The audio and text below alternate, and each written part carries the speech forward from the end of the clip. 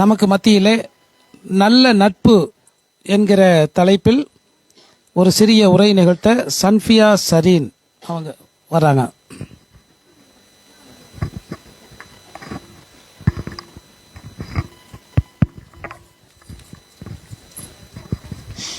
அஸ்ஸலாமு அலைக்கும் வரஹ்மத்துல்லாஹி வபரகாத்துஹு.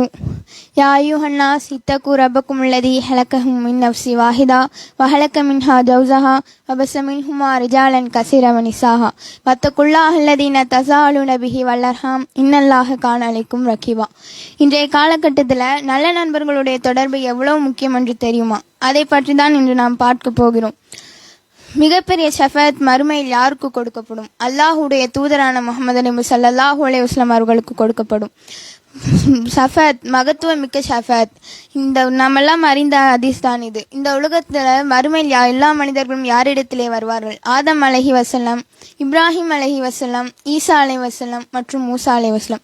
எல்லாரும் என்ன கூறுவார்கள்? அவர்களின் பாவங்களை நினைவு கூர்ந்து, யா நஃப்சி யா நஃப்சி, என் இறைவன் இன்றைய தினம் மிக கோபத்தோடு இருக்கிறான். இதற்கு முன்னாலும் இது போன்று கோபத்தோடு இருந்ததில்லை, இதற்கு பின்னாலும் இருக்கப் போவதும் இல்லை. யா நஃப்சி யா நஃப்சி, என் நிலைமை என் நிலைமை.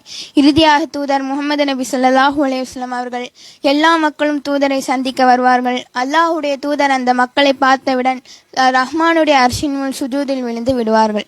அல்லாஹ்வை அழைப்பார்கள், அல்லாஹ்வை புகழ்வார்கள். இந்த புகழ்ச்சியின் வார்த்தைகளை இந்த உலகத்தின் மறுமையிலும் யாரும் உச்சரித்திருக்க மாட்டார்கள். அல்லாஹ் அறிவித்து கொடுப்பான்.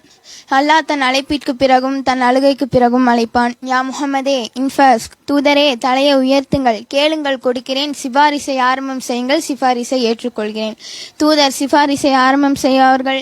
யா ஹும்மத்தி யா ஹும்மத்தி, யா அல்லாஹ் என் சமூகம் என் சமூகம். அல்லாஹ் சிபாரிசை ஏற்றுக்கொண்டு ஸ்வர்க்கம் நுழைந்ததற்கு பிறகு வாய்ப்பளிக்கப்படும் மோமின்களுக்கு சிபாரிசை செய்வதற்கு.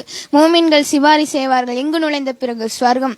அல்லாஹ்விடத்திலே கேட்பார்கள், யா அல்லாஹ் எங்களுடன் வாழ்ந்த இந்த உலகத்தில் எங்களுடன் வாழ்ந்த மோமின்கள் எங்கே?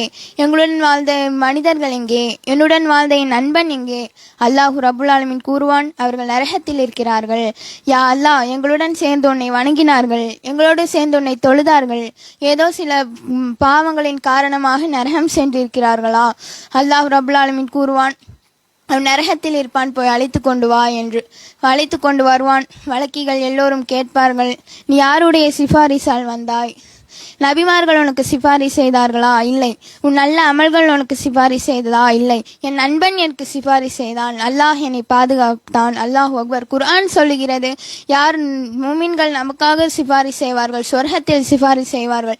யார் மூமின்களுடைய தொடர்பை கொண்டிருக்கிறார்களோ அவர் நரகத்தில் செலுத்தப்பட்டால் இன்ஷா அல்லாஹ் அழைத்து வரப்படுவார்கள், கடுகளவு ஈமான் இருந்தாலும். அல்லாஹ்வுடைய நல்லடியார்களே, நாம் இந்த உலகத்தில் வாழும் பொழுதே மூமின்களாக வாழ வேண்டும். நம் நண்பன்களையும் மூமின்களாக வைத்துக் கொள்ள வேண்டும்.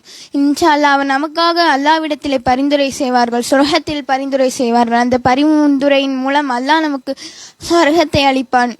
வாஹிதாவன் அல்ஹம்துலில்லாஹி ரப்பில் ஆலமீன். அஸ்ஸலாமு அலைக்கும் வரஹ்மத்துல்லாஹி வபரகாத்துஹு.